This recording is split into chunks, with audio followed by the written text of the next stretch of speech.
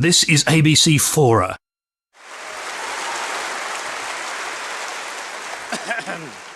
Thank you very much, guys. We had that very moving welcome to country earlier from Glenn, and I'm now moved to say that we're going to move quickly from the sacred to the profane. I've been reading Christopher Hitchens' work for many years now. I almost said religiously, but I thought better of that. In the past decade, I've been lucky enough to interview him on many occasions by satellite link from remote studios in various parts of the United States. And because we tend to do that live, for him, where he's sitting, it usually turns out to be some ungodly hour. But, excuse another pun, as we know, Mr. Hitchens is a rather ungodly person. Now, with Christopher Hitchens being the sort of fellow that he is, with a kind of healthy appetites that he has, and frankly that we expect of him, he has on occasion been somewhat the worse for wear during those interviews. There was one particularly memorable occasion when he spent much of the interview doing a very amusing live commentary on the technical expertise of the sound man and the camera crew. That's when I knew that one of his hidden talents was for John Cleese impersonations. Now, there is, I suspect, a very special Hitchens archive somewhere out there in some corner of YouTube, so let me know if you find it, will you? But I have to say, cometh the hour, cometh the man, because no matter how little sleep he's had, no matter what his state of occasional dishevelment is, and no matter how incompetent the studio crew, Christopher Hitchens has always risen to the occasion. He's a man who must be heard and who should be heard. And I may be somewhat biased here, but I regard him as among the handful of public intellectuals in the world who have the capacity to really lead a new public discourse, and the courage and the inclination to adopt contrarian positions and defend them with great passion and great subtlety. Moreover, Christopher Hitchens has never, to my knowledge, ducked a debate, although many of his opponents have ducked debates with him, and having seen him in action up close, I frankly don't blame them. I met Christopher for the first time in New York on September the 11th, 2002. It was our job to sit together for a few hours and talk in front of a live camera on a windswept building across from that ghastly hole in the ground where the World Trade Center and its surrounding buildings had 1 year before been amputated from the New York skyline by the actions of a small group of Islamic terrorists. Now, when I was asked by the ABC to go to New York and do the first anniversary broadcast, I had only one condition, and that is, I'll do it if we can persuade Christopher Hitchens to join us. The reason for that was simple. Christopher had thought more deeply and more profoundly about September 11 and its implications than anyone I'd read or heard talking about it at that time, and his own battles with Islamic extremism dated back to the fatwa against his friend, the writer Salman Rushdie. And you can see consistent streams of thought about God and religion flowing through the book that he's here to talk about tonight, and the ideas that he's going to talk about tonight. The book is God is Not Great, How Religion Poisons Everything. If you haven't read it, I can tell you that Islam is not the only, nor even the primary target. This is not his satanic verses. Christopher is an equal opportunity and multi-faith debunker.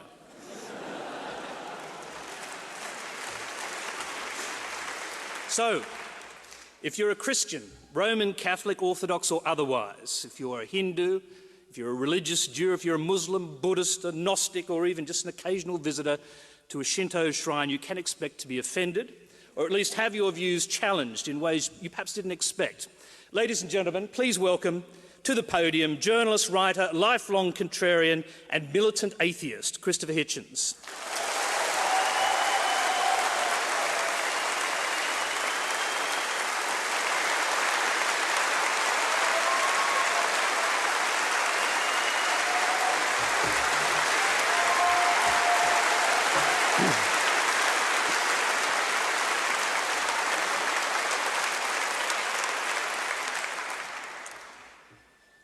Thank you, Your Reverence, for that suspiciously terse, grudging introduction. Thank you, ladies and gentlemen, very much for coming. Thank you for laying on an evening of weather to remind me of my English boyhood. In other ways, to make me feel at home, as I always do when I visit Sydney, which is the only place I've so far visited where if you stay in the neighbourhood I am staying, You go for your daytime, or it might be a nighttime constitutional walk, and you wonder exactly how to get back. And you stop someone and say, "Excuse me," you find yourself saying, "Am I headed for the rocks?" Question I've asked myself many a time and on many a midnight stroll, but only in Sydney do they say, "Yeah, no worries." Good place for dangerous ideas, a chit-chat, in other words. A risk-taking kind of a spot. Rocks? No worries. I'm sorry for that reason, partly for that reason, to have missed your darkness at dawn moment the other day, because a lot of my early training in the apocalyptic came from the study of Australian letters. When I was a boy, I was very fond of the writing of Neville Shute, Town Like Alice. I particularly loved In the Wet, No Highway. Remember No Highway? Perhaps I'm giving away my age a bit. But of course, and I think most memorably, On the Beach, where the last people on Earth wait in Australia to see what kind of death is going to be brought to them on the prevailing winds. There were lots of ways, I now realize, tons of ways in which Neville Shute couldn't write. But he could write about the inevitable and about the possibility of extinction. In other words, that nature might not know we were here.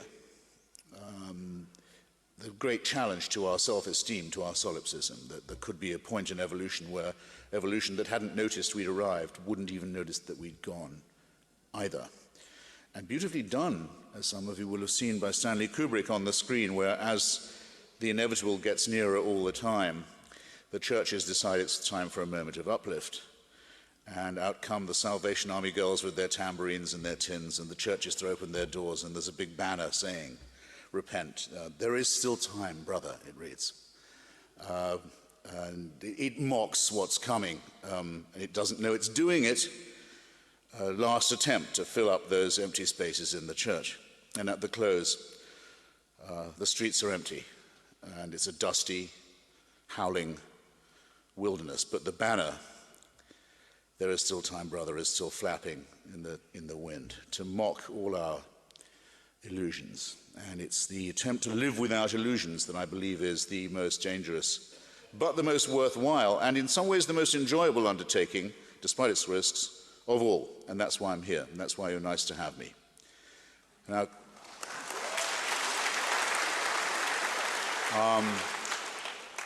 cosmology is a real bastard in a lot of ways. It's made it ever harder, has been making it ever harder for us to think too highly of ourselves. Ever since Galileo deposed us from our very conceited position, the one we'd chosen for ourselves, of course, and had pointed out to us by the comforting church at the center of what was thought of as creation. Now it's almost a commonplace because of the knife edge of climatology on which we understand ourselves to live, and when we see the rest of our tiny little suburb of a solar system, an unimportant speck in an unimportant suburb of a little-known galaxy, just in our neighborhood, every other planet is either too hot to live in or too cold, and lots of our planet is one of those or the other, and the rest is on a knife edge, as we've increasingly come to understand. And so the probability of our being here forever is nil, and the possibility that we'll last as long as our planet isn't that great. But suppose we do. Here's something to cheer you up. You thought I came just to make you laugh or just to make you cry? Not a bit of it. Before I'm done, well, we'll see. I was at a festival in Hay-on-Wye. I don't know if any of you have ever been there, a wonderful town on the English-Welsh border, where there's now a beautiful annual literary festival a couple of years ago. One of the speakers was Sir Martin Rees. Sir Martin is the professor of cosmology and astrophysics at Cambridge University. And he's also got the wonderful title of the Astronomer Royal, which even a Republican like myself can imagine wanting to have. Just as I live in Washington, I've never wanted a political job, but if I was to be given grace and favor by the president, it would be the Bureau of Alcohol, Firearms and Tobacco. Anyway, I can't be the Astronomer Royal, but I can quote what Sir Martin said in an extraordinary speech called Dark Materials, which was the Joseph Rotblat Memorial Lecture. And there was a paragraph in it that completely arrested me, and I'm going to, as they say, share it with you. Most educated people, said Sir Martin, are aware that we are the outcome of nearly 4 billion years of Darwinian selection. But many tend to think that humans are still somehow the culmination of that. Our sun, however, is less than halfway through its lifespan. It will not be humans who watch that sun's demise 6 billion years from now. Any creatures that then do exist will be as different from us as we are from bacteria or amoeba. I find that an arresting thought, in some ways a depressing one, in some ways an inspiring one. It certainly makes me feel that one mustn't consider evolution as producing us as its last word. That would be a sort of insult to any scientific process.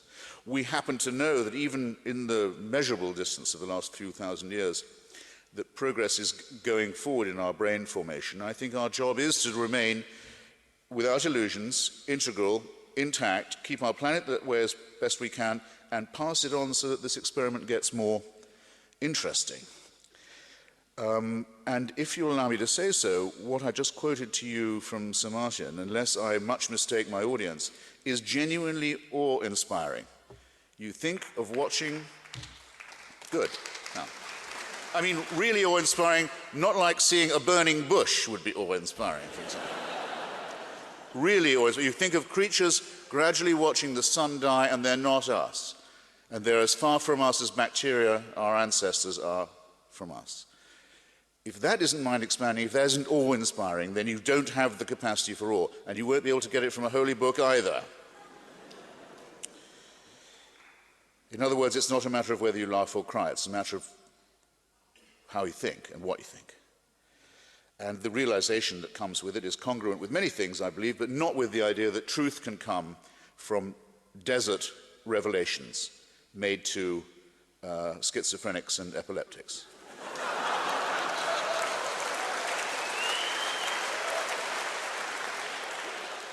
It's a strange thing, isn't it, when you are on a bus now and someone starts talking about how they've got a message from God. I don't know, maybe I'm different. Do you move nearer them? Or I thought so. Now, Sir Martin, as it happens, is a mild and skeptical, but church-going member of the Anglican Communion. His family's been going to the same church in Cambridge, I think, for a very long time. It's a practice he makes. It doesn't have anything at all to do with his scientific work or beliefs. And why should it? I'm coming now to the point that I warned Tony I wanted to stress, and we're going to talk about later, of the famous observation made by Stephen Jay Gould, wonderful biologist and paleontologist, that religion and science are non-overlapping magisteria, as he put it. There's no necessary reason why they should be in conflict. The two ideas can coexist in the same mind. I was a great admirer of Gould's, but I think I want to disagree, and here's how. Of course, a great scientist can also be a person of faith. Joseph Priestley, for example, who more or less discovered oxygen, as we understand it, and whose laboratory was smashed for profanity by monarchist and loyalist mobs in Birmingham and drove him over to Philadelphia. He was a Unitarian, a great man of science and the Enlightenment, but he believed in the phlogiston theory. Alfred Russel Wallace, who did most of Darwin's early work for him, not just on selection, but on continental drift as well, working to your near north that you used to call the Far East, Indonesia, loved nothing better than spiritualist seances. Really liked a bit of table turning and table rapping and burblings from the beyond to sweeten his day. The greatest scientist Cambridge ever produced, possibly, arguably, Sir Isaac Newton, was an alchemist, kept a furnace permanently going in his rooms, which he several times set fire to, in case the moment would come when he would work out how to turn lead into gold. Believed that the Catholic Church was the Antichrist, may have been onto something. Was obsessed with the measurements of he thought it would be better to know the measurements of the original temple than to find out about gravitational theory. Anyway, but a great scientist. It goes on. and there were many brilliant German physicists, rivals and contemporaries of Einstein, working in the same field, who believed that there was Aryan science and Jewish science, and there were two different types of physics. So, of course, these things can coexist, but it seems to me that it's not a matter of their coexistence or their overlap as to whether or not they are compatible, whether or not they're ultimately reconcilable. For example, I'm talking now not just about what people think, but about how. It was a Catholic, not just a Catholic physicist, but actually a man in holy orders, Georges Lemaitre of the University of Louvain, who in the 20s anticipated the idea of the Big Bang, quarreled with Einstein about it, said that he didn't call it the Big Bang, that comes later, he thought of it as the egg from which the universe suddenly burst. And was right, and Einstein had to admit that he was probably the first to get onto this use of the theory of relativity. He took it to the Pope, Pope Pius XI it was, and the Pope was so impressed, being warned that this theory was likely, that he offered to Father Lemaitre, Professor Lemaitre, he said, if you like, I'll make it dogma. I'll say that people have to believe it. He said, well, actually, it's very nice of you, Your Holiness, but that would be sort of missing the point of a scientific experiment. That's what I mean by saying this mentality is not congruent, not compatible. It's not really reconcilable. And I think we're going to increasingly have to face this, whether we're driven by evidence or by reasoning. Staying with the macro for a bit, one gets asked, you get asked, if you're me, by believers, well, how come there's something and not nothing? It's a very good question. It's actually a very important question. It's asked from the point of view of something, from the point of view of the only species we know of anywhere that could ask that question. It looks out onto vast expanses of nothingness, where nothing is happening and where there is no life. And so you have to make the assumption that you are there and that you're able, so you know how all that goes.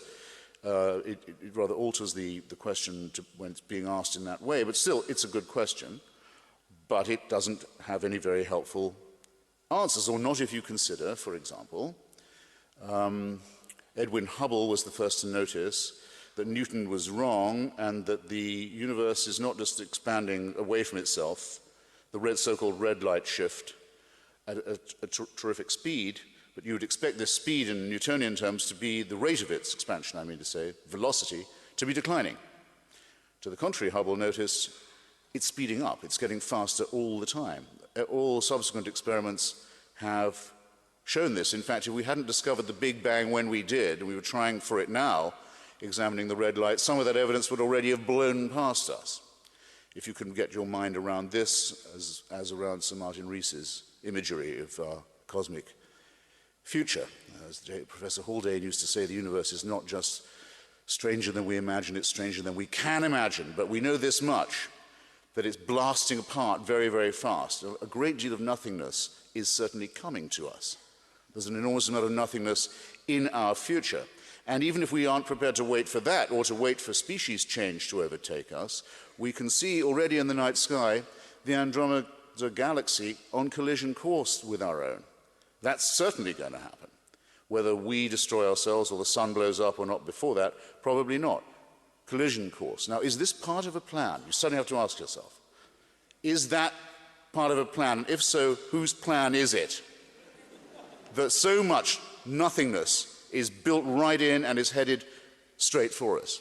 So anyone who wants to ask the first question has to be willing to consider its corollary question.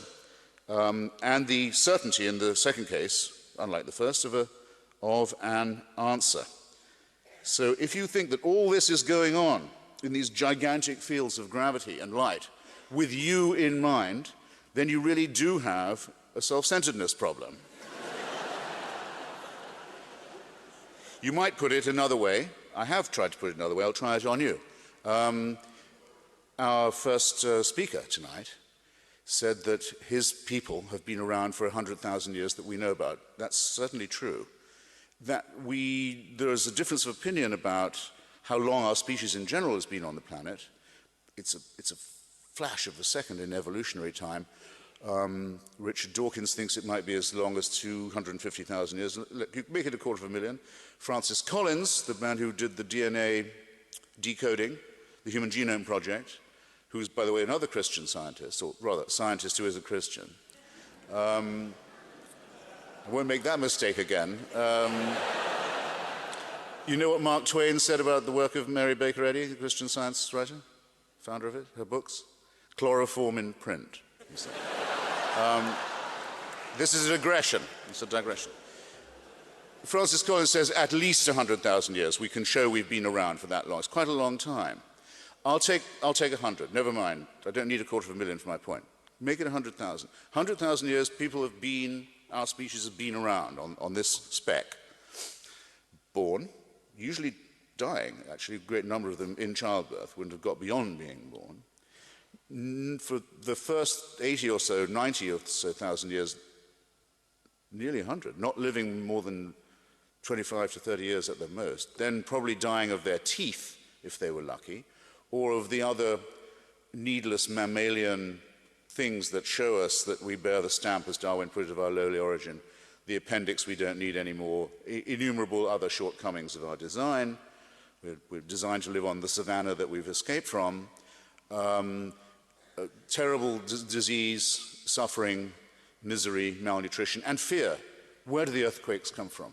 Why is there an eclipse? What are the shooting stars doing? And awful cults of sacrifice to try and ward off what are in fact natural events. And war, and rape, and the kidnap of other peoples and the enslavement of them. All of this goes on, gradually inching up to the point where you can brew beer, a breakthrough in my view, domesticate animals, separate one kind of corn from another. So very millimetrical progress, but terrible struggle, sacrifice, pain, misery, and above all, fear and ignorance. And you have to believe this if you believe in monotheism. For the first 97, 98,000 of this, heaven watches with indifference. Oh, there they go again. That whole civilization's just died out. Well, what are you going to do? They're raping each other again. They're poisoning. They think that the other tribe has poisoned the well, so they're going to kill all their children. All of this. Just watch all that. 3,000 years ago at the most, it's decided, no, we've got to intervene now.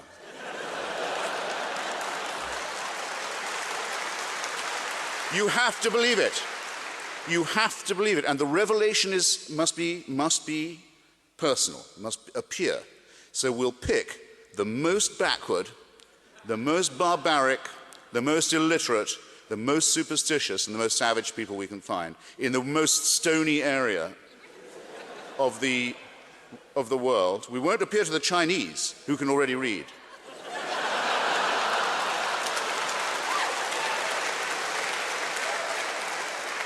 We won't appear in the Indus Valley, where they know a thing or two and they're already, they're very far advanced. No. We'll appear to this brutal, enslaved, hopeless, superstitious crowd, and we'll force them to cut their way through all of their neighbors with slaughter, genocide, and racism, and settle on the only part of the Middle East where there's no oil.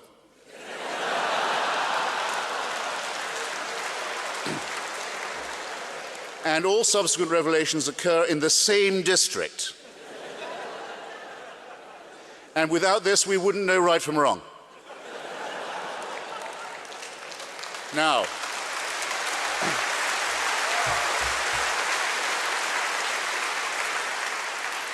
ladies and gentlemen, comrades and friends, brothers and sisters, I know I'm capable of parody and at my lowest of sarcasm, and I've proved it to you, and sometimes I've got paid for it.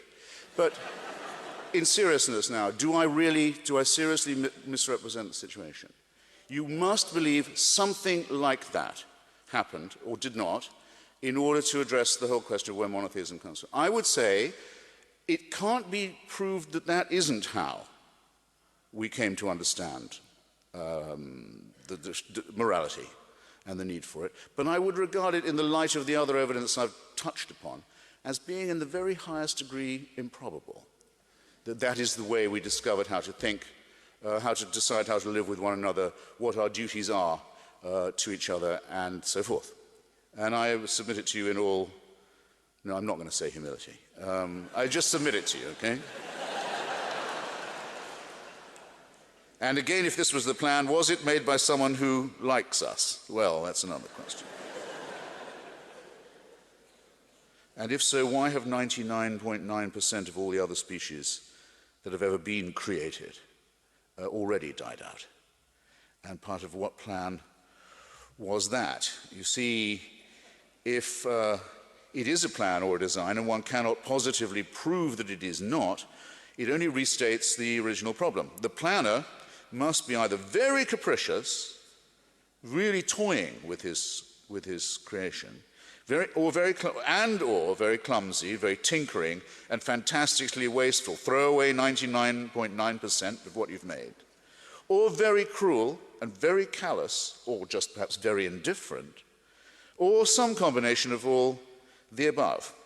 And so it's no good saying that he moves in mysterious ways, or that he has purposes that are opaque to us, because even that kind of evasion has to make itself predicate on the assumption that the person saying this knows more than I do about the supernatural. And I haven't yet met anyone who does have a private line to the Creator of the sort that would be required even to speculate about it. In other words, I've never met anyone in holy orders or out of it who isn't also a primate. And neither have you. Thus, when the local prince of the church, who I was sorry to miss on Tony's show, Cardinal Archbishop George Pell, takes leave to tell me, and is going to tell you under this roof, that in his own words, without God we are nothing. My reply is, Your Eminence, please don't talk to me in that tone of voice.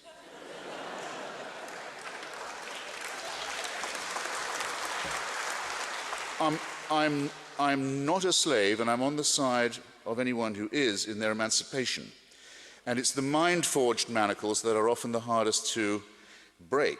I'm sorry to tell the Cardinal Archbishop, and I wish I could say it to his face, I have to some of his colleagues, as you might say, that he's wrong twice. He's first wrong in his concept of a deity, in other words, as someone without whom we would be nothing. And he's wrong, second, to declare that we are worthless without agreeing with his concept of that concept. And I demand to know how he knows.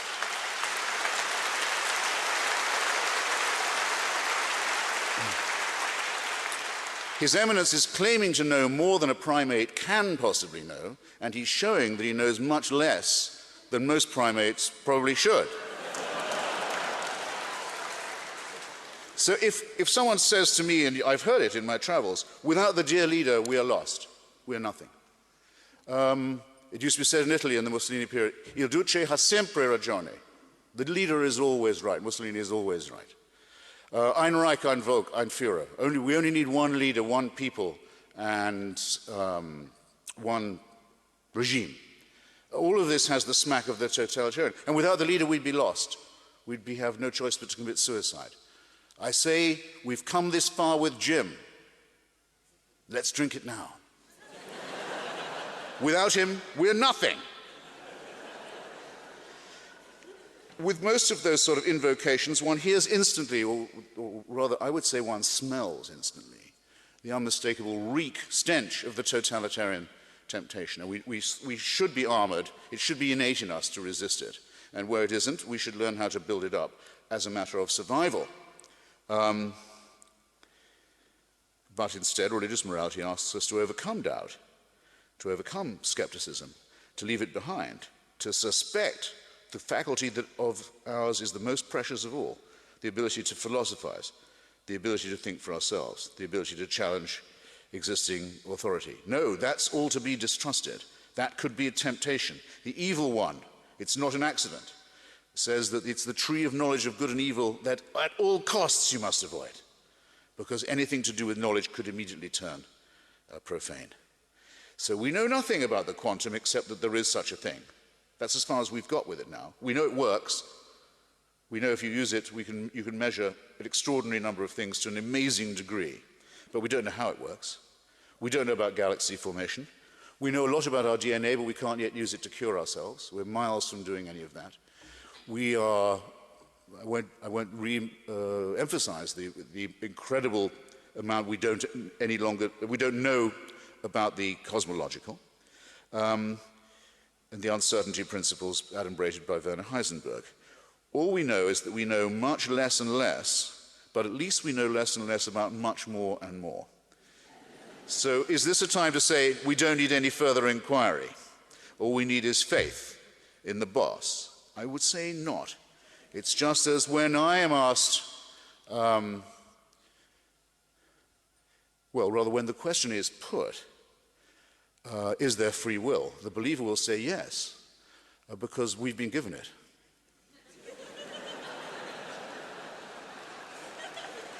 Of course there's free will. The big guy says so. Who am I to disagree?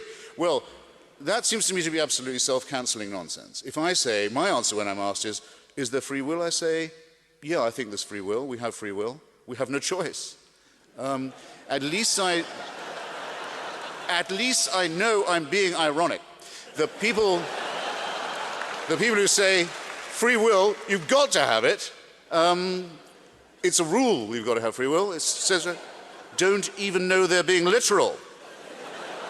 This is the difference between not just the ironic and the literal mind, but between the inquiring and the philosophical, the scientific mind, and the religious one. And that's why they are not just non-overlapping, or rather overlapping, but in a hostile manner, but they're irreconcilable, in my judgment.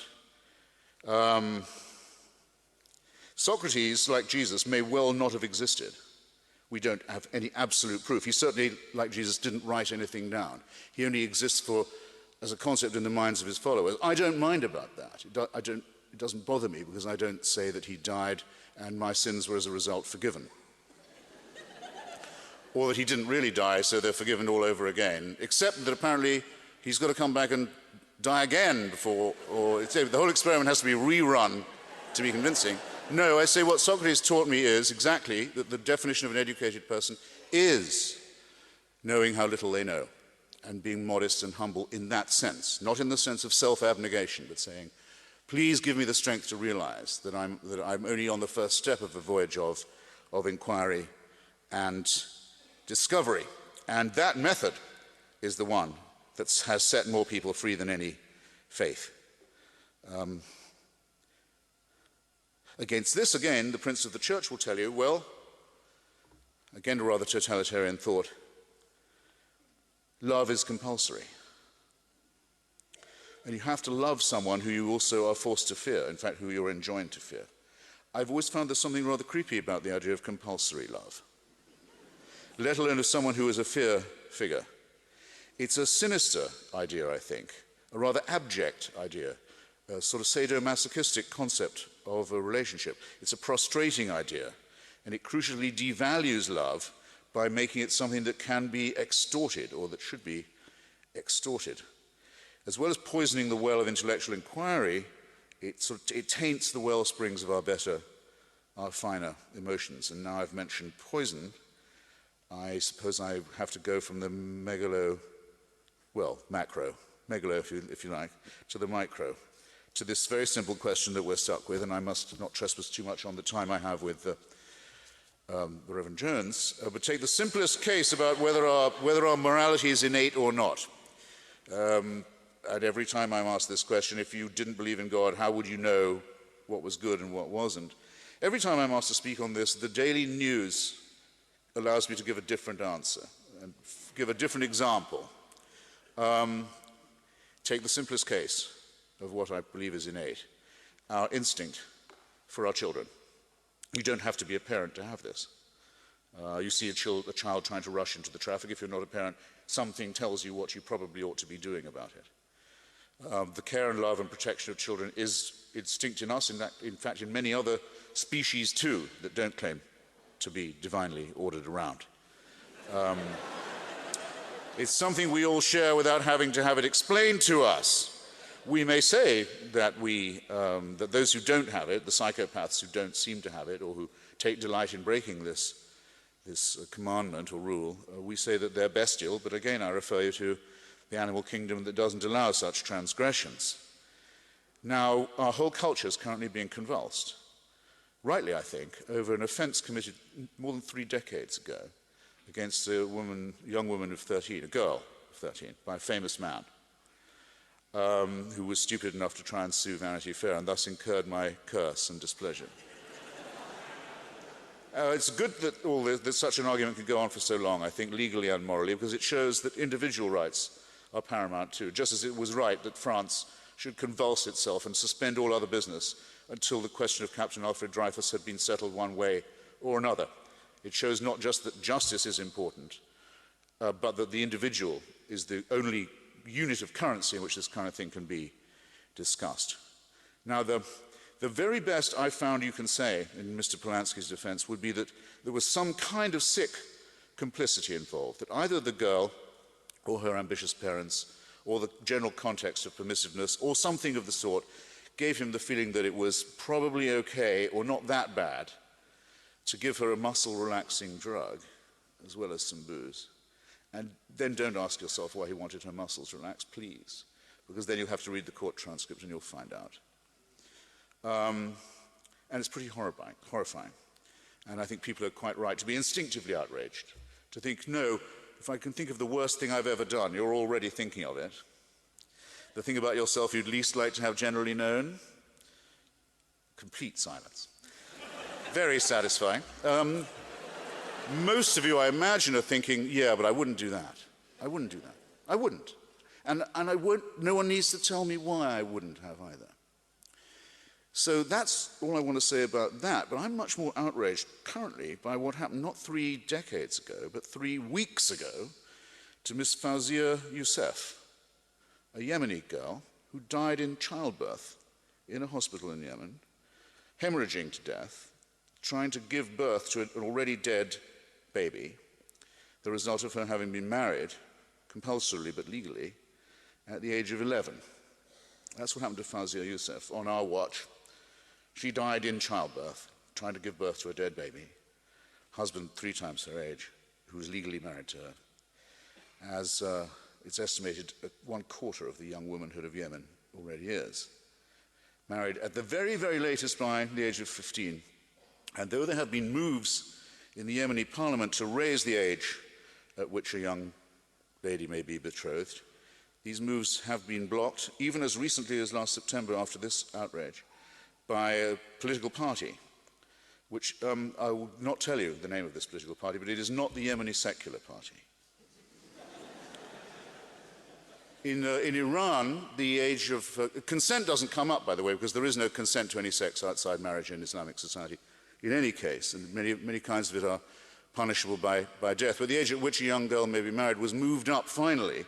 The Islamic Revolution put it back to 9. I think it was moved up to 11, which you might say was progress of a kind. Now, you see, this isn't just backward countries we're talking about. And let's not beat about the bush. The Prophet Muhammad was betrothed to his favorite wife, Aisha, when she was 6. It wasn't thought fit that he could marry her then in the full sense of the term, but he put it off till she was 9. And across a vast swathe of the world, worse things than Roman Polanski has even thought of doing are done as a matter of law and of course, and in the name of, no, not in the name of, but because of the preachings of God's anointed.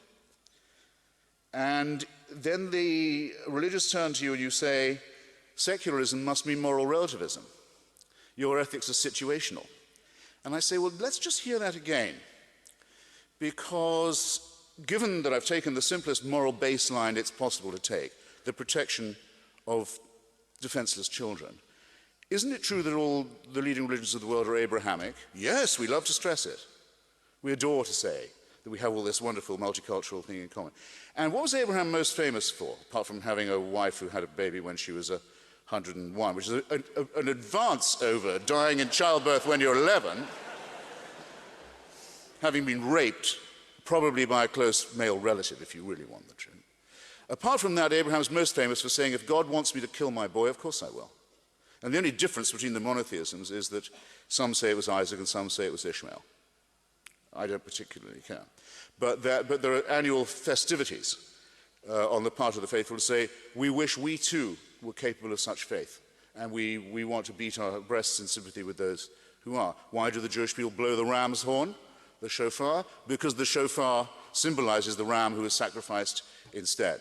The blood sacrifice is the main thing, and there has to be a child involved.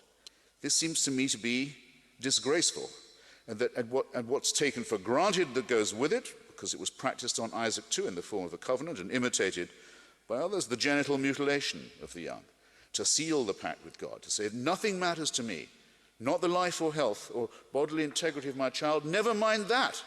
What has to be proved is, without God I am nothing. I'll kill for it, and I'm not just willing to say that, I'm willing to prove it, and I'm willing to use my children's bodies as the theater of this enactment of faith. Well, civilization, in my submission, ladies and gentlemen, begins where that evil nonsense leaves off. And we have to advance the time when more and more people will be able to civilize themselves by outgrowing religion and leaving this awful nonsense behind. And with that,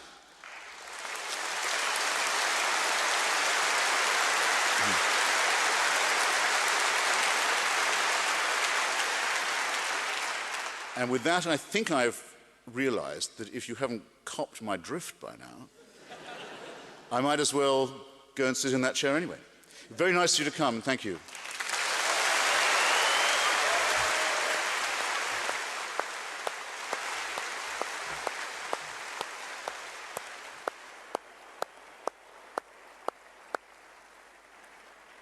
Have a quick drink of water while you can. Why not? Now, it's like your book. How many minutes was that, by the way? I'd just like to know. I think if I guessed it right. I think it was 38. Okay. I cheated them of 7 minutes.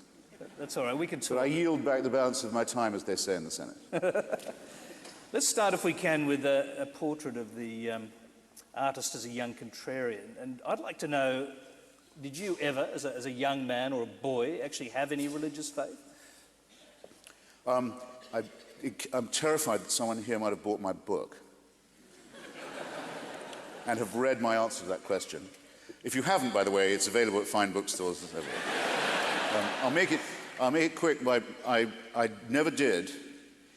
I think a lot of people have the same experience as me. I wasn't maltreated by any faith or any church or anything like that. I didn't have a reverse Damascus of losing my faith. What I did was more like discover that I didn't believe. I think probably there are a fair number of people here who know what I'm talking about, who had the same experience. The way I discovered it was this. I had a nice teacher called Mrs. Watts, an old trout. When I was at a boys' school in Devonshire, I must have been about 10. And she was our nature teacher, nature walks. Come on, boys, show you different kinds of tree, flower. I used to know the difference. Bird, that sort of thing.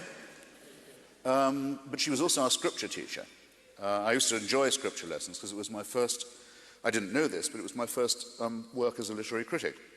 I was going through, well, no, it was called Search the Scriptures. They'd give you a text on a piece of gummed paper that the government would send, because we're an officially Anglican country, my country of birth. The Queen is the head of the church as well as the state, you know all this, and the armed forces. I hope she has a long life, if only because the moment she checks out, her bat-eared, chinless, resentful, Islam-fancying son will become the head of the church and the head of the state and the armed forces at that instant, which is what you get if you found a regime on the family values of Henry VIII. But I digress again. So the government would send these papers out, and you'd be given one, and gum it in your little book, and it would give a chapter and a verse. And you'd have to look that up and say what led up to and what led away from this verse. So they wouldn't give you the story, just the verse, and you'd have to tell of what story or parable this verse was the culmination.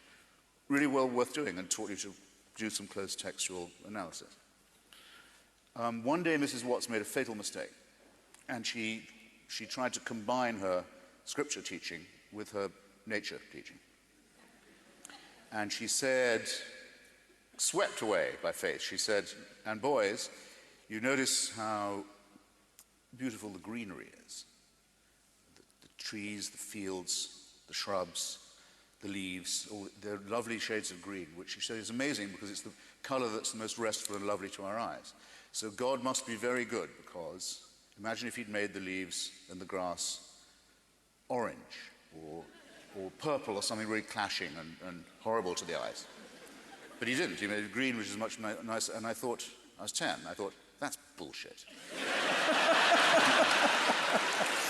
I didn't know anything about chlorophyll, say, then, or photosynthesis. In fact, I don't know that much about it now, or phototropism, or natural selection, or anything. I didn't know anything like that, and no one had ever told me that it might not be true, what was in the Bible. So, but I thought, no, that's absolute nonsense. It's obvious to me.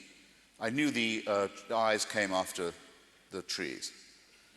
The natural vegetation had been there before the human eye was. How I knew this, I don't know, but I did know it. Turns out to be true. And I could never get over it. I started to notice more and more discrepancies and absurdities. And you know how it is, you can't be a little bit heretical.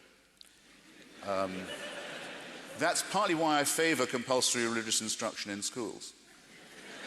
Because I know of no other way to guarantee the steady mass production of atheism among the young.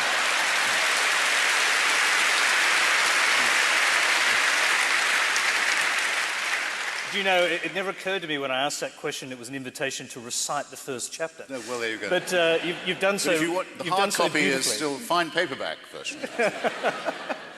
Listen, God is not great. I mean, you can tell, and everyone here can tell, that your use of language is mesmerizing. The book is a polemic, and as such, it's quite intoxicating as well, I think. But for this conversation, I've been looking for the flaws in your argument, and here's what I think the main one is. You've exposed every conceivable facet of religion's capacity for evil, but you've made virtually no admissions at all about its capacity for good. So I wonder why you refuse to do that. Well, I thought there were enough books making that point.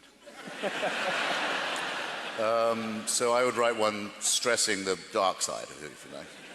But I'm not going to pretend I don't know what you mean. I mean, it is another question that I always know I'm going to be faced with, so I don't think I duck it so much as to try and anticipate it. The way I've resolved this, to try and make it condensed, is this. You have to point out to me, I've tried this with quite leading theologians and members of various religions and important clerical spokesmen. I said, you give me an example of a moral action taken or a moral statement made by a believer because of their faith that I couldn't make as a person who doesn't have faith. And I have not so far had anyone point such a thing out to me, except well, let me come to that in a second, because I haven't yet had a convincing answer offered. But the corollary question is this: can you name me a wicked action undertaken or a wicked statement made by someone purely because of their religion, and you've already thought of one? Everyone here can think of one right away. And you've thought of another one too, now you're thinking about it. To answer my own question, I was once told, well, I've thought of something. It's a statement. And I said, okay, tell me. And it was, Father, forgive them, for they know not what they do. And I said, yes, but I, by definition, couldn't make that statement. For obvious reasons. I mean, I'm not in the position of having such a father or being able to make such an appeal to him. So it isn't something I'm forbidden to do by faith. It's something no Christian could say either. But it was a good try. I have come up with a remark, because I try very hard to argue against myself. And it came to me the other day that Lech Wałęsa, during the early struggle of the Solidarity movement in Poland, was interviewed as the shipyards were being surrounded by the Polish militia and army, and his little band of resistors and dissidents was in there with the fairly hardcore of the Polish working class around it, but a perilous situation. And he was asked by an interviewer, aren't you scared, aren't you afraid? And he said with complete composure, he said, I'm not afraid of anyone but God. And I thought, well, I think that's a nonsensical statement, but I think it's a very noble one, and I wouldn't be able to make it. It is a bit contextual, however. That was the favorite statement of General Edwin Walker, the right-wing crackpot who was the founder of the John Birch Society in the United States as well. The man who Lee Harvey Oswald practiced assassination on, in fact, first try. Dry run, you might say. But I would have to say I'm aware of what a statement like that can mean to people. Well, indeed. In the same way as I'm aware of what a stained glass window or a psalm or a mosque can mean to people that, alas, it can't mean to me. Indeed. And there is a passage in your book, actually. I mean, you say that you can't think of something that you couldn't have done, a moral action that you couldn't have done without having religion. Fair enough. But you do, in your book, single out, on one occasion, it seems to be the closest you come to praising anybody who is overtly religious. It's Dr. Martin Luther King and what inspired him. And you write about the placards that appeared at his rallies carrying the words, "I am a man," Yes. carried by itinerant black workers. And I'm just wondering whether you can't see... Well, not itinerant, it's the most ground-down garbage workers in Memphis. Yeah, yeah. Okay. But can you not see in that the capacity for good in religion? Because everything that he said and did was based upon biblical teaching. What I go on to say is that that's precisely not the case. You see, the Taylor Branch's biography of him, following his King's own biblical annexations, the first volume is called, I think, The Pillar of Fire. The second volume is called The Parting of the Waters. The third is called Crossing the Jordan. The image is that of the Exodus from slavery. But I say in my book, and I'll repeat, because I never tire of doing so, why it's a very good thing that Dr. King isn't basing himself on the biblical. Because if he was, he'd be telling his followers, you have the right to kill anyone who gets in your way, and to enslave them, and to take their women as your concubines, and to murder their children, and to steal their land. That's what the children of Israel are told they can do by way of the first 5 or so books of the Bible. Except Dr. King would probably tell you that he drew his inspiration from parts of the Sermon on the Mount, which is considered the main source of Christian pacifism. Yes, but he's the stuff he talks about is Moses going to the mountaintop. Indeed, I think it is the most moving speech he makes is the night before he dies, or is murdered.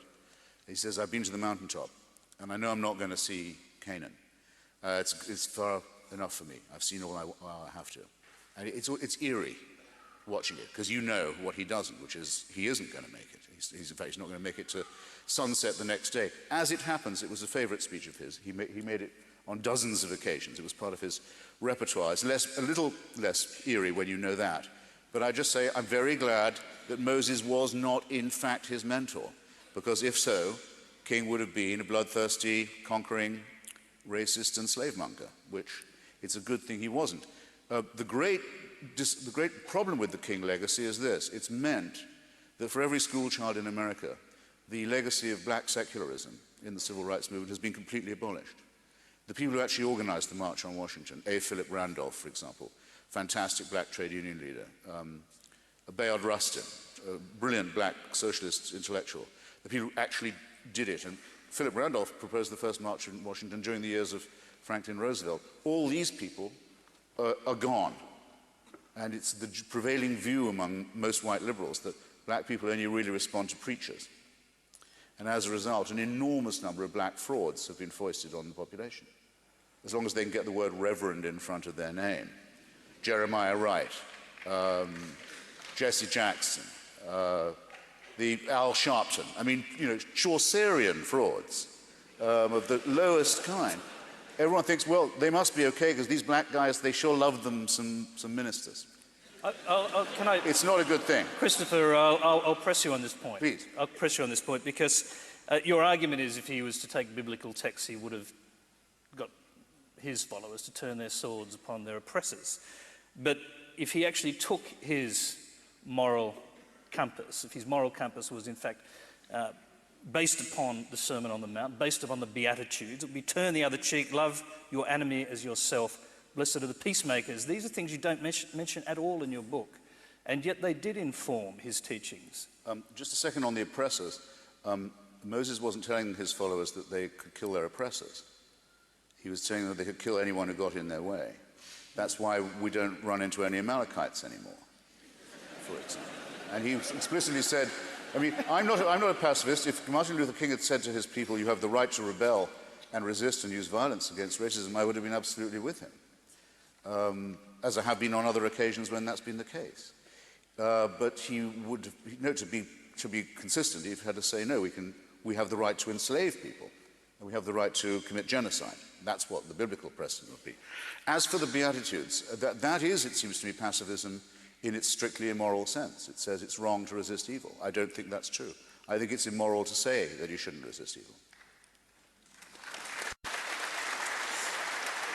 Let's go back to the general proposition that... And by the way, to say you love your neighbor as yourself is what I mean by compulsory love.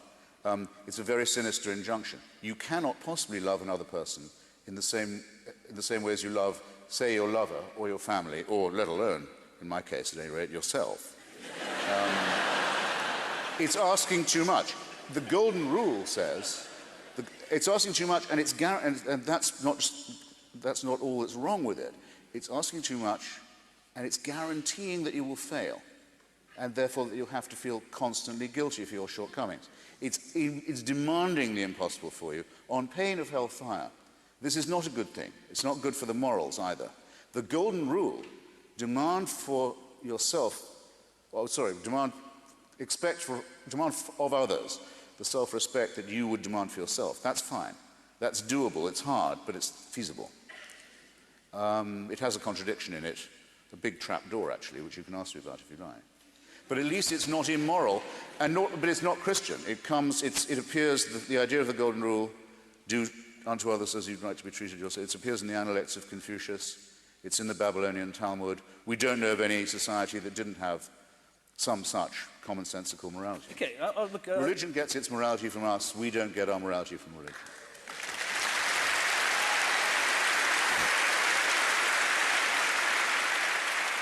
Since you kept going on the point, let me go back to King just for a moment, because the assumption that he never was influenced by the New Testament seems... No, I didn't say that. Okay.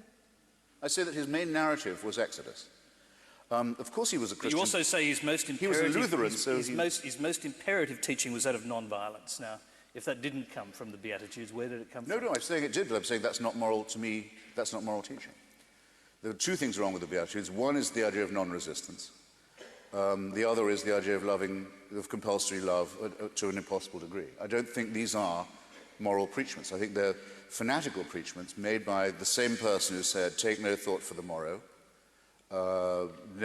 don't care about clothing or investment or education or any of these things, just drop everything and follow me. That's moral. A mad preaching. It means you don't care about your children's education, you don't care about building a house, you don't care about thrift, about investment, about husbandry, any of these things. Why? Because the world's going to come to an end. That's what the preacher was saying and meaning. These things are all pointless. The world is going to come to an end. You're going to be around when it comes to an end. It'll happen in your lifetime.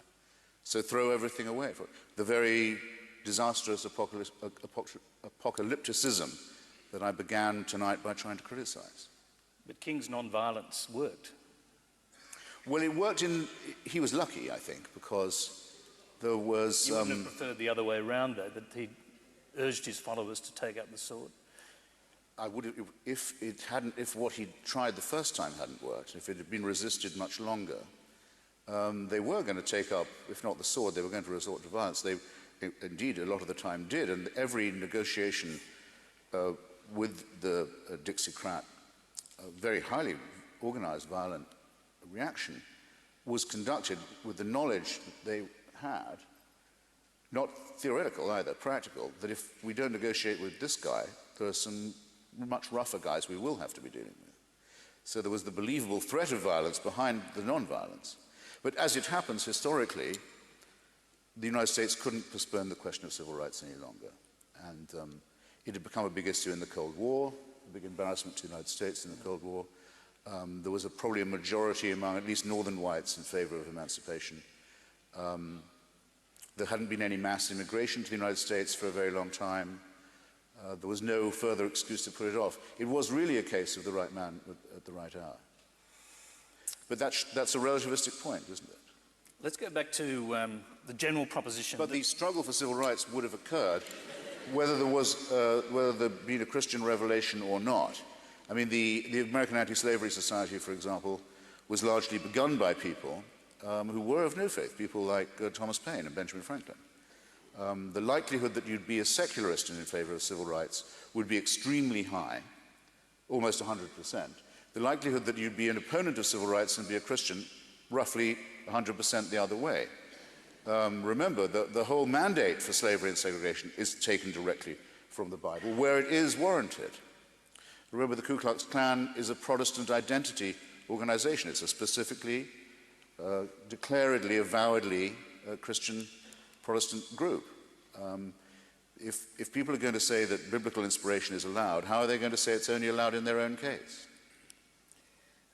Let's go back to your general proposition that religion poisons everything. And you do tend to argue by analogy, anecdote, and example. So let me do the same thing here if I can. Like a lot of Australians, I've actually spent a good deal of time taking trips to the island of Bali over the years. And I simply find it impossible to imagine that Bali would be a better place if stripped of its religion. So I'd ask you just to talk to that, because to me, it's an incredibly appealing place precisely because the rhythms of life are maintained by a religious calendar and by strict adherence to principles. Yes, I've been to Bali too, though mainly to investigate... I don't know if you realise it's a song, but you probably do. But mainly to investigate religious thuggery in my case. And I went partly out of solidarity to that Australian bar in Denpasar, Paddy's. Paddy's Pub Reloaded, as it was called by then, where all the worst actions on the island were conducted by people of faith. But I do, I guess, know what you mean. There are those who say that these Eastern practices aren't really religions. I mean, it's said of Buddhism, for example, that it isn't one. I'm in two minds about this. Most Buddhists claim that they're not religious. That it's not a God business. It's a spiritual practice, if you like. Well, in Bali, 95% of the people roughly adhere to what they call the Hindu Dharma. Yes. It's a blend of Hinduism, Buddhism, and Yes. ancestor worship. Yes. To not call that a religion is stretching the point. No, I agree. I mean, it's more like, it seems to me more like a culture or a practice. I mean, what threats do they make against non-believers? We don't know. I mean, it's also very highly evolved. When you say, it's a bit like asking me, can I imagine England, my country of birth, or okay, anywhere else in Europe, without cathedrals? No, I can't. I absolutely can't. Or rather, if I try, I don't like the idea. Yes, but the difference is that 95% of the population don't worship in those cathedrals, whereas in Bali, people's lives are controlled and run along this religious clock. Yes. It's the harvest. Yeah. There are even ways of worshipping your vehicles, your machinery. Sure. Silly, but probably harmless. I guess what I say... You wouldn't like to see it gone, though, would you? No. What I say in my introduction is that all of that and more, better and worse, it's not I don't mind. I mean, how tolerant can I get? How nice do you want me to be? It's just that I may dislike it very much, but I don't expect people to give it up or want them to. I insist only that they leave me out of it, okay? That I don't have to know what they believe. That they don't want a subsidy from the government for it, that they don't try and teach it to my children, that they don't expect me to have to live under it in any way, then that's all absolutely fine. But therefore, for me, the test of religion is in a way whether it proselytizes or not. And it seemed to me in Bali that if there ever was a time when they did that, they'd given it up. I'm sure there was a time of terrible spiritual and religious warfare in that part of the world. It can't have been the only part of the world where there never was. The Balinese actually ran from an Islamic invasion. That's why they exist. I mean, there's that too. But I mean, I bet between different Buddhist and Hindu groups, there have been terrible episodes of homicide, and worse. There are some parts of the world where they've calmed down and got over it. But it doesn't entitle us to forget what religion was like when it thought it could get away with it. Okay, but I mean... Anyway, my principle is absolutely one of coexistence and even of cultural admiration, as long as the fangs are drawn. And if you say they've been drawn in Bali, good on them. It just sort of goes against the idea that religion poisons everything, which is your basic point. Perhaps it's a rhetorical point. You're describing a culture and praising it, as far as I know, justly, to precisely the extent to which it doesn't resemble really a religion. Now, is that me having it both ways? I mean... It certainly resembles a religion to me, and I would say probably to the majority of the Balinese people. But what do you get if you cross a Jehovah's Witness with a Unitarian? Someone who comes and knocks on your door for no particular reason. Unitarians are religious too. They say their apparent belief is one God at the most. They don't. I don't have the energy for a real quarrel with them, but I mean, I don't terrifically respect it either. As long as, all I ask is that it leaves me alone. Let's bring the principle closer to home, and to our home here, I mean. Let's look at another example. There's a place called the Oasis here in Sydney. It's a shelter for young homeless people. It was a subject of a very moving documentary not so long ago. And from that, it's clear that the heart and soul of this place is a Salvation Army captain called Paul Moulds and his wife. Now, they're non-judgmental as far as I can see. They don't seem to be pushing their religion. Essentially, they practice their faith by helping others. So can that be poisonous? No, but in what sense in that case is it religious? Again, you're saying these people are so nice they're hardly religious at all.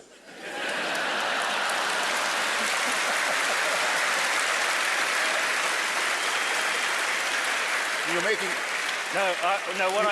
You took care to pick the example where their faith had nothing to do with it. No, we're not mentioning any of that. It's not clear at all. We just like running orphanages. Now, I'll just tell you something.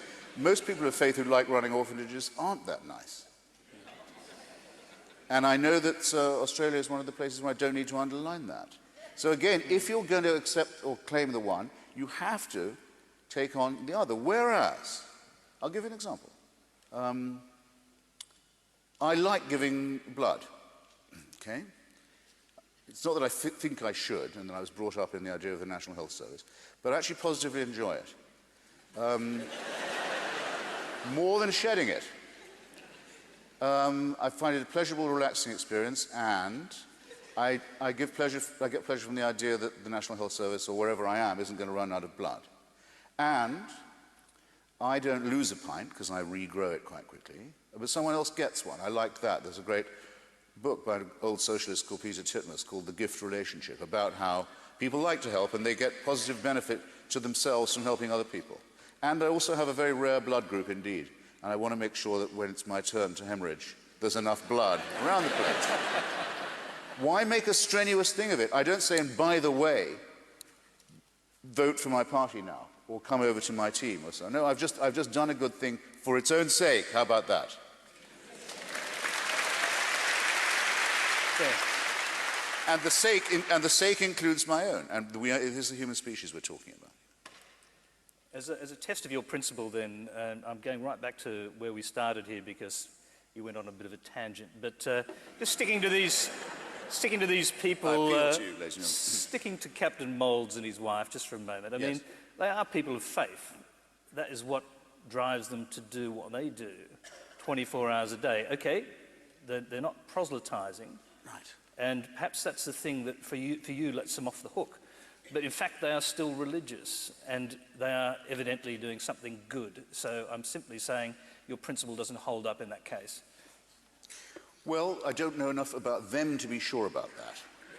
I'm not trying to be funny, I don't know. But I mean, if there's a motive apart from for its own sake, then I would be inclined to suspect it, however ostensibly sweet they were.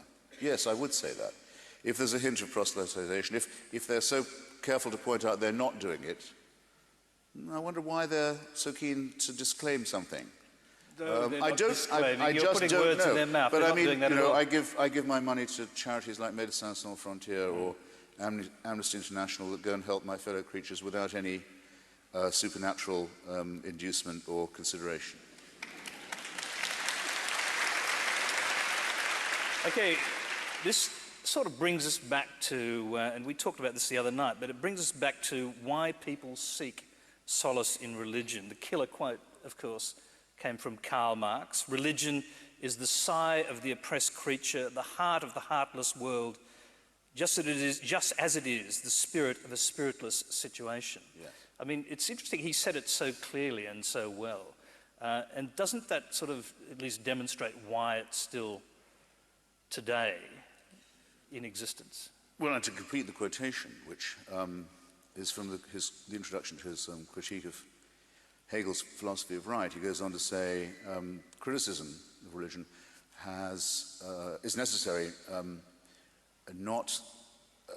criticism has plucked the flowers from the chain, not so that men may wear the chain without consolation, but so that they may break the chain and cull the living flower. So what Marx is saying is, of course it's a consolation, and it arises from a deep spiritual hunger, but it's false consolation.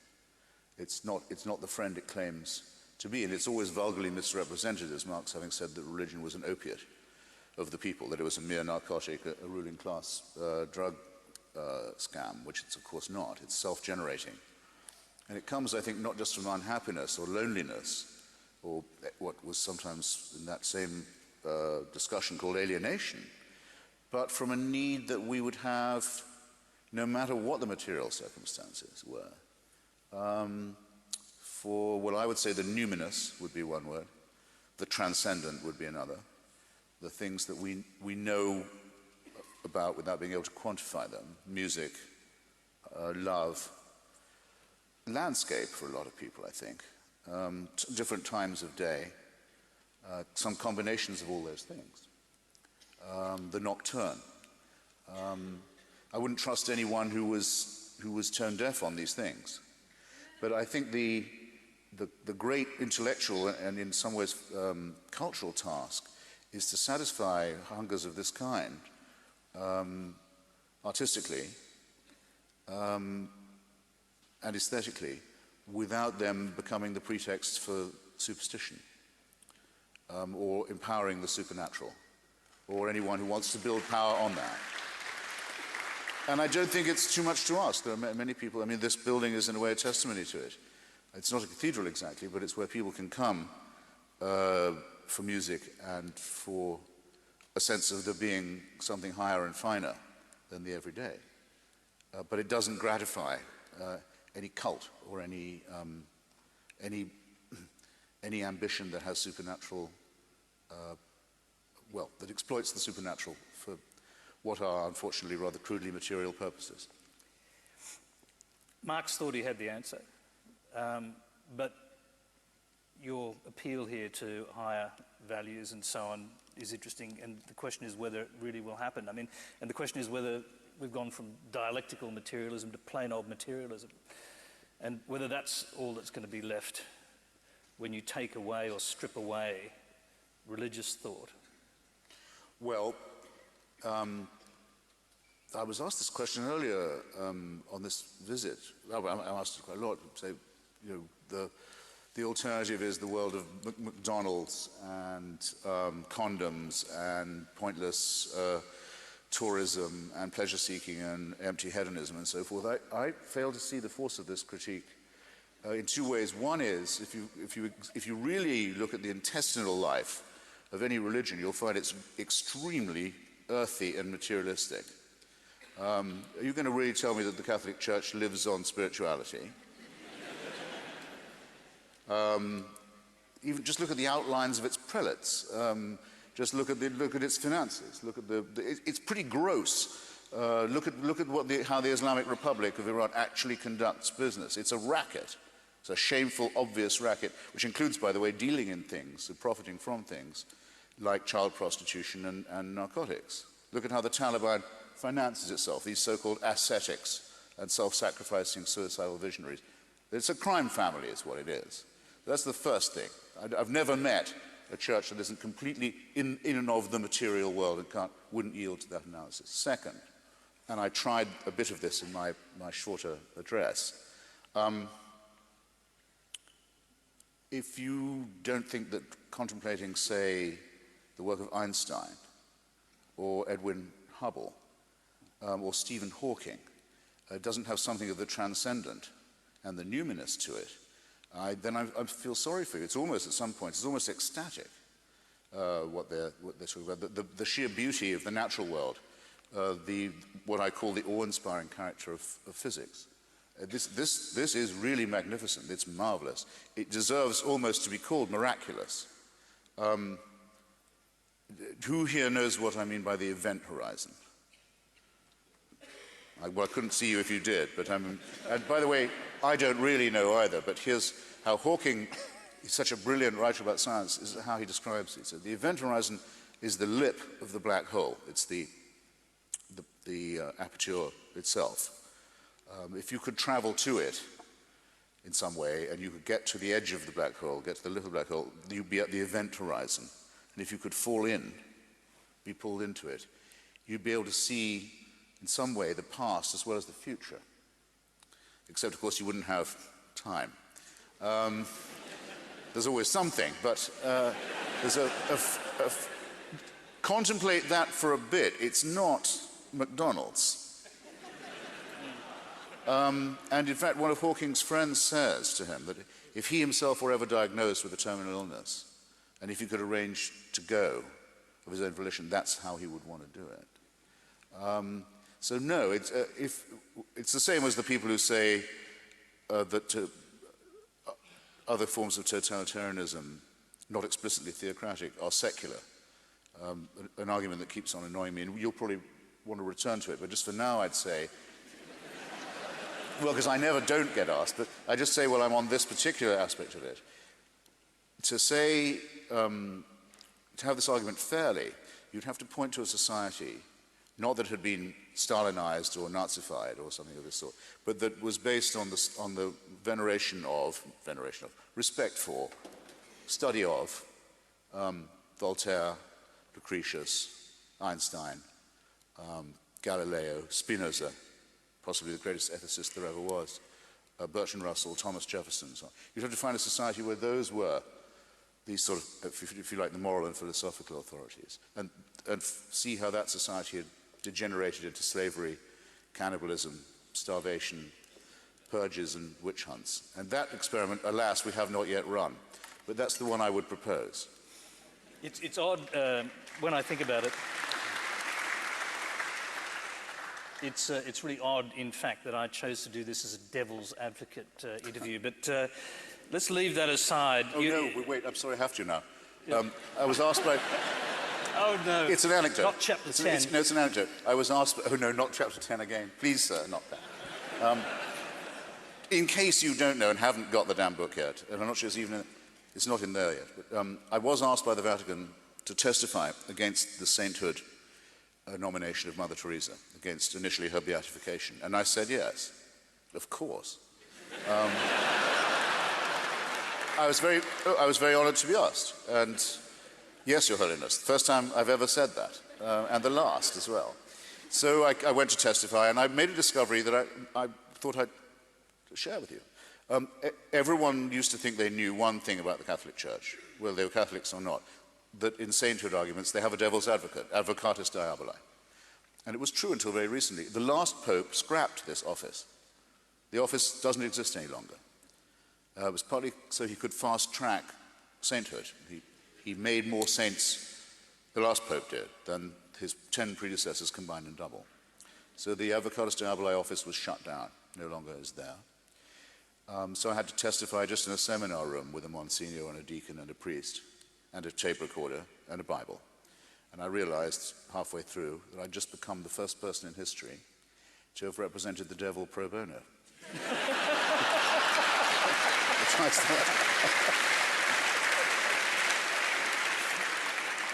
Okay. Which is a distinction of a sort. You took us into the realms of cosmology a short time ago.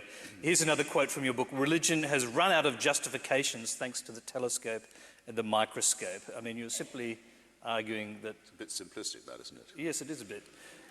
But you are simply arguing that science has killed off religion, is that right? I'm saying I think it's incompatible with. It's the two ways of thinking as well as the two modes of discovery that follow are incompatible with irreconcilable.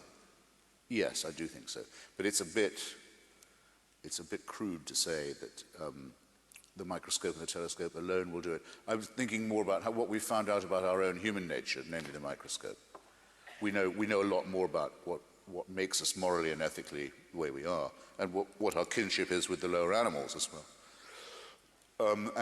From the telescope, we know more about the origins of our cosmos. It's a shorthand for what I was trying to enlarge upon this evening. Yep. The problem might have to revisit that. The problem is there are going to remain fundamental questions which science almost certainly will never answer. For example, if the origin of the universe was the Big Bang, what caused that to happen? How could the entire universe simply pop into existence magically for no reason at all? I mean, because science won't be able to answer those questions, religion will always seek to. Well, I think it's the other way around, actually. I mean, the reason why religion is such a great argument to be having is that it is our first attempt at making sense. I mean, religion is what you get before philosophy. It's our first attempt at philosophy. Most philosophers started off as religious, as did many ethicists. It's our first attempt at cosmology, first attempt at healthcare by means of miracle, alas, but still. And prayer. It's our first attempt to make sense. And science doesn't completely replace all those questions, but it says that there's no need for a supernatural attempt to answer them. In other words, if you say, because we don't know what the scientific origins of the Big Bang are, which Father Lemaitre didn't know any more than I do, or Einstein did, there must be a supernatural explanation. That isn't logical at all. And if there was a supernatural progenitor, where did that supernatural progenitor come from? Who created that? So you get nothing out of it but an infinite regression, and I think the meanest application to science is more satisfying than that, and much more likely to yield an answer that you can at least argue about. Whereas if you're simply told you have a creator and he has a plan for you, it explains nothing, and it has reactionary implications, because it suggests there are people who can't just tell you what to do. There are plenty of those as it is. People who say, God tells me to tell you what to do. And that's slavery. Incidentally, you make this point yourself, don't you, about this infinite regression of creators. And in fact, Aristotle concluded that the logic of all of this would necessitate 47 or 55 gods. Yes. What's the mathematics? I have no idea. There's a lot about Aristotle I don't understand. And some of it's in that song that yes. From Woolloomooloo? Well, I think it was actually the University of Woolloomooloo. Yes. Woolloomooloo, so I knew I was pronouncing it. Yeah, yes, it is. Aristotle was a bugger for the Aristotle, bottle. yeah, Plato, yes. Never mind. John Stuart Mill, of his own free will, on half a pint of shandy, got spectacularly ill. But Plato, they say, could stick it away. Half a crate of whiskey every day. And of course Aristotle was a bugger for the bottle. Thomas Hobbes was a slave to his dram, and René Descartes was pissed as a fart. I drink, therefore I am.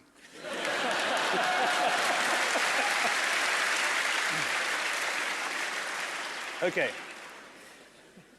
If my wife was How the hell did that happen? Yeah, I don't really know. Yes, Socrates himself is particularly missed. Lovely little thinker, but bugger when he's pissed. There's something about the raising of the wrist. There's nothing Nietzsche couldn't teach you about the raising of the wrist. Yes, okay. Let's get Immanuel serious. Kant was a real pissant. Very seldom stable. Martin Heidegger was a boozy beggar. He could think you under the table. David Hume could out-consume. Schopenhauer and Hegel. Hegel, yes, there you go. And Wittgenstein was a boozy swine who was just as sloshed as Schlegel.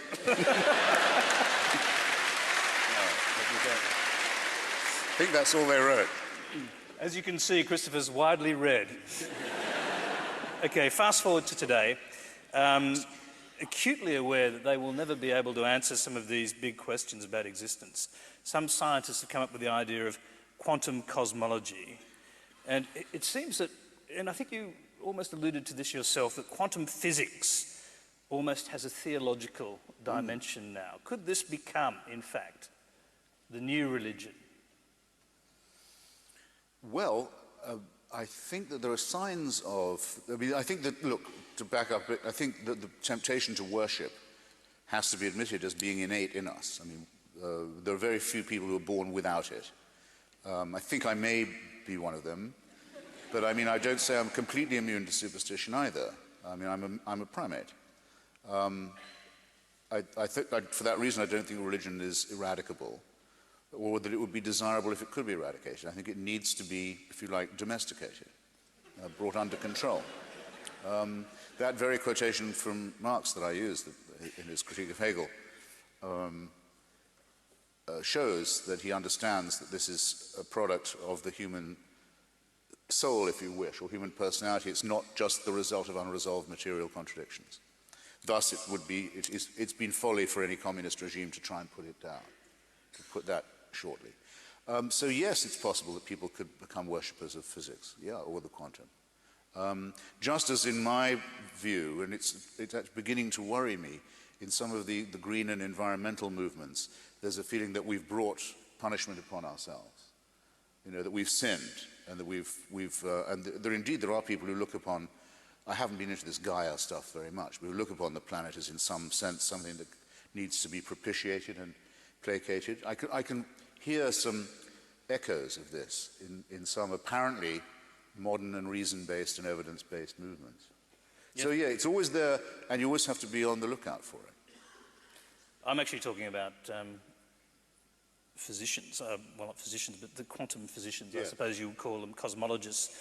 Put very simply, the idea is that things can just happen spontaneously. Particles can pop into existence without warning and disappear without warning. And the corollary of that, according to Paul Davies, among others, is that the entire universe could have just popped into existence.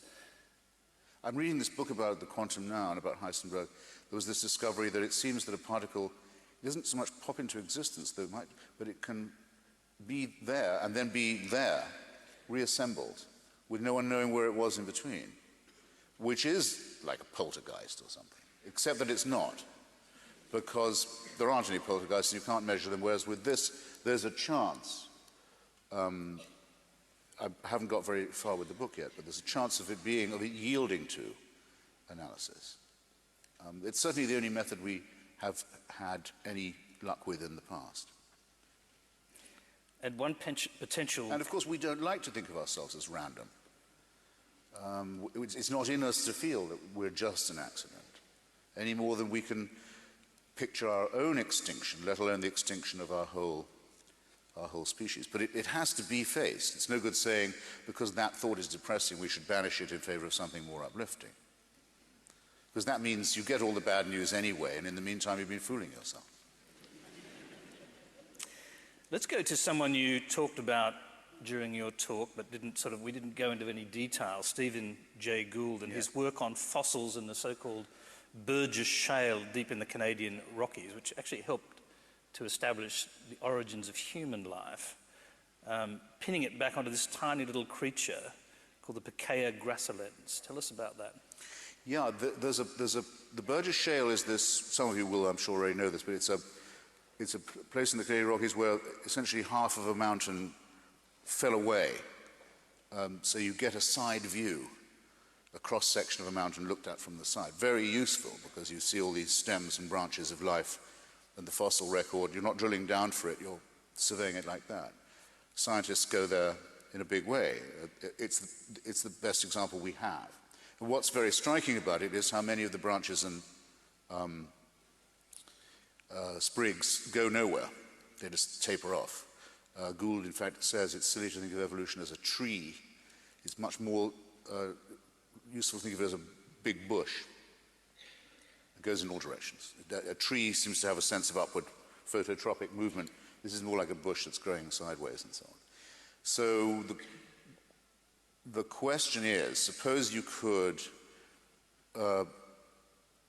scan all this picture onto a tape, mixing the metaphor slightly, rewind that tape, back to the beginning, play it again, there's absolutely no guarantee that it would come out the same way. In fact, the likelihood that it would come out the same way is almost nothing. Very sobering thought. And in the succession of evolutions that led to ourselves, there's one moment where there's a tiny creature called a Pichia gracilens, gracilens simply meaning graceful, meaning bendy, which has the beginnings of a vertebrae system, of a spinal column. And that's the creature from which we got the idea of having a spine, and built upon it. If it had been left out of the mix, there's no Homo sapiens either, and it's sort of that big. And if the tape was replayed, it might not show up in the right time and place. From which you conclude randomness and no plan. Well, certainly, I would certainly say no plan. Or, because I can't quite say that, because no one can be that certain, no plan that isn't fantastically wasteful, capricious, arbitrary, and run by a designer who half the time doesn't know what he's doing, a mad scientist, in other words, and possibly a very nasty one. I mean, in other words, certainly you can't say it's a benign plan, no. No, you could not say this was a Heavenly Father plan. The implications of there being a planner of that plan are much more frightening than the implications of it being random. We're running towards the end, but I want to quickly go to Stephen Jay Gould's own philosophy, because you mentioned it earlier. He was not an atheist, in spite of understanding this. He was an agnostic who took the view that science and religion ask different questions about life. And he reached this conclusion: if we keep science and religion apart, neither one can oppress the other. But in fact, he wanted to, and he said this: I believe with all my heart in a respectful, even loving concordat between science and religion. Now, you admire him a lot. Yeah, I do. I think he was one of the great educators of all time, and that's why it cost me a lot of pain to say why I disagree with him, and at such length. When he was a boy, he was a Marxist, and I think he overcompensated for not being one by trying to be more friendly towards religion than it deserves. And well, for the reasons I've already given, I don't think it's true that there can be a real coexistence. I think they're constantly trying to patrol the same frontier, and in the case of religion, to cross it in inappropriate ways. I mean, why should it be that in the United States, great country of science and technology and reason, there's this unceasing attempt to have nonsense taught in the schools with government money? They won't quit. They've been beaten back. They keep coming back for more. They try and smuggle it through customs. It used to be when they were strong enough, they would ban the teaching of Darwin. Until the 20s, they could do that in some places. Now they can't do that. The next demand was for equal time, sounds fair, for what they then called creation science. Nice try. That was exposed as a fraud. Then they said secular humanism is a religion. That shouldn't be taught either. The latest is intelligent design. I refuse even to call it that. I refuse to gratify them by using the term. It's creationism.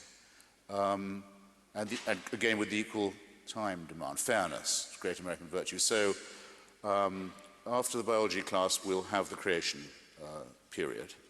And then after chemistry, where it'll be time children forget your alchemy books out. This with taxpayers' money. And then we'll be doing, well, you can see how the rest will go. After astronomy, we'll be doing our zodiacs. So, no, we're not having it. Now, why don't they say, I want to hear it from them, that it's possible to be a religious person and not preach garbage in school? Let them be the ones to propose this compromise, and then if I see a genuine hand being extended, I might take it. But I think Stephen was attributing much more goodwill to the other side than it really manifests. I think this will have to be a final question, really, Christopher. Your critics sort of argue there's no light and shade, no room for disagreement in a Christopher Hitchens argument. And I mean, do you accept... Ladies and gentlemen, yeah. I mean... Do you accept actually that you are rather evangelical in your promotion of atheism? No, because I have nothing to convert anyone to. See, that's, ladies and gentlemen, you should regret that giggle. I mean, You will. Tomorrow you'll be sorry. I have nothing, I ask yourself, have I tried to persuade you of any one point of view? No, I've said beware of anyone who says that that you already have all the evidence you need. That's been my constant point. The only progress we've ever made, can ever hope to make, is by continual doubt, skepticism, the measurement of evidence against theory, practice against theory. That's not just, as I gave with the example of Father Lemaitre and the Pope, things cannot be, even if they're right, established as dogmas. I think I rest my case. Couldn't we end on a more controversial note? We can, if you like. Something bitchier, I mean. I think I've got just the thing, actually, because, and it was Professor Richard Dawkins who did this, put this kind of slight upon atheism, I suspect. He wants you all to be called brights, I guess because you're brighter than the rest of us. Yes. I really wish, I say in my book, he and Daniel Dennett, another great scientist and teacher, I really wish they hadn't done that, because I think it's wrong perhaps 3 ways. I mean, no one could say Father Lemaitre was stupid, for example. That's one thing. 2, if it was a test of intelligence, it would have the unpleasant suggestion that that's how society should be ordered. I mean, like the Brave New World concept of the alpha and the beta and down to the epsilon and so forth, which is a sinister behaviorist form of utopia. And the third is that it gratifies exactly the suspicion of many religious people that they're looked down upon and scorned by the pointy-headed intellectuals and so forth. And I absolutely promise you that I don't do that, even with the real lowbrows and slopeheads among them.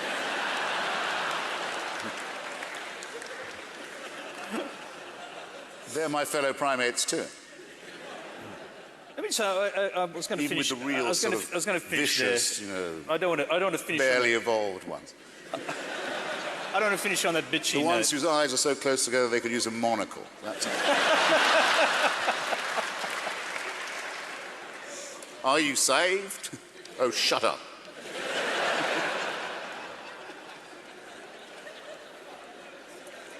Okay, just to be clear, and it's obviously to just about everybody, but an atheist is a person who believes there is no God. An agnostic believes that nothing is known or can be known about the existence or nature of God. Why is that a less rational position than yours? Sorry, I just jumped like a pea on a hot shovel because I'd meant to say this when you said about Stephen calling himself an agnostic. I would have been if I'd been around, and I still am, a great admirer of Thomas Huxley, the man who is I think, uncle of Aldous and Julian, who he was known as Darwin's bulldog. He had the great debate on Darwin at the Natural History Museum in Oxford with Bishop Wilberforce, known as Soapy Sam to his parishioners, who was a descendant of the great William. And Huxley creamed him on that occasion, as everyone remembers. It was a walkover for our team.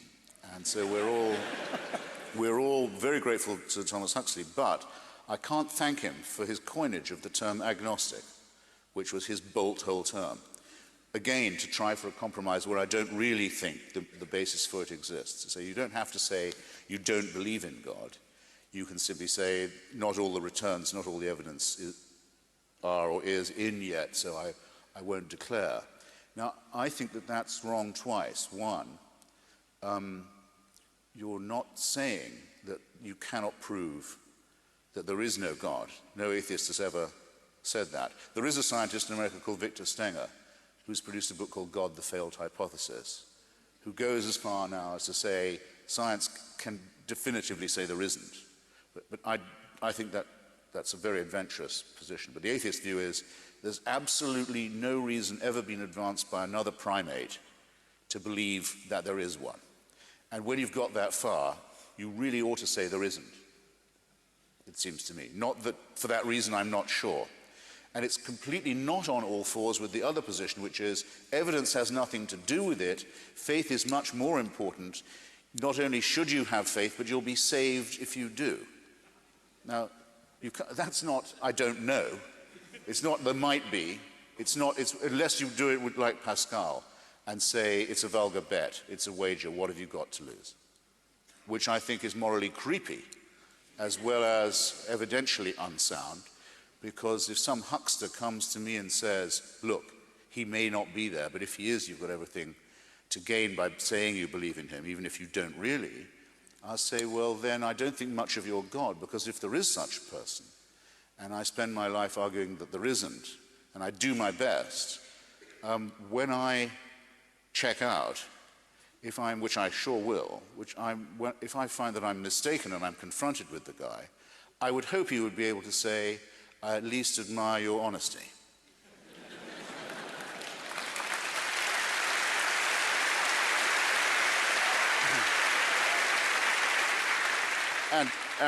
Okay, let's close on this, ladies and gentlemen. The Christians don't give their God that much credit. So doesn't that say something both about the fear base and the fact base and the moral base of what their faith really is? I submit that it really does, and thus that one is morally healthier as well as much more likely to be studying science and reason objectively if one puts religion behind one.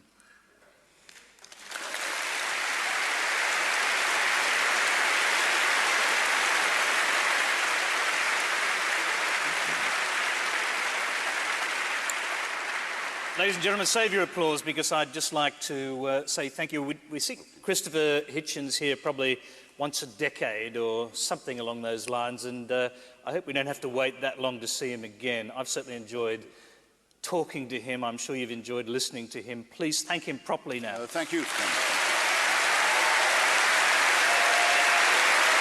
Nicely. Tony Jones, ladies and gentlemen.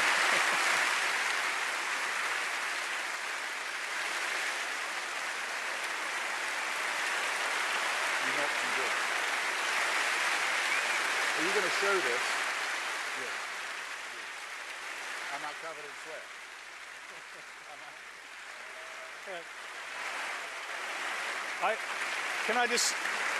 I don't know what an encore is in this environment. Perhaps he could just sing one verse.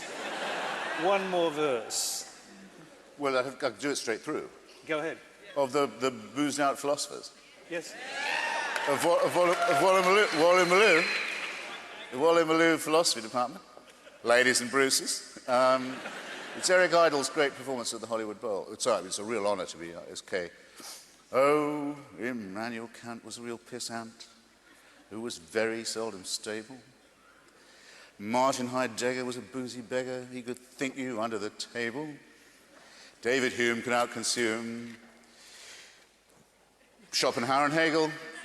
And Wittgenstein was a beery swine.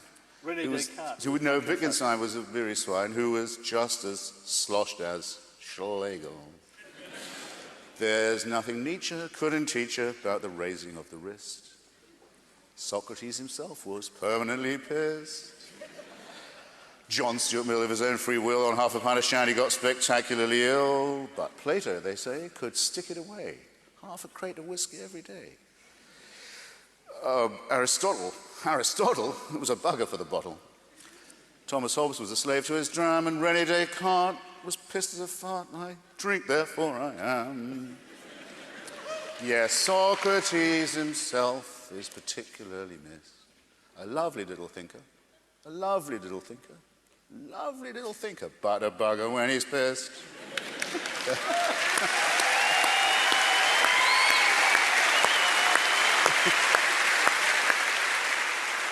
Okay.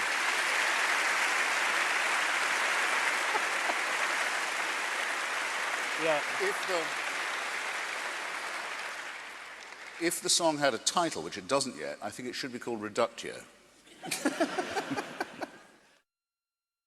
This is ABC Fora.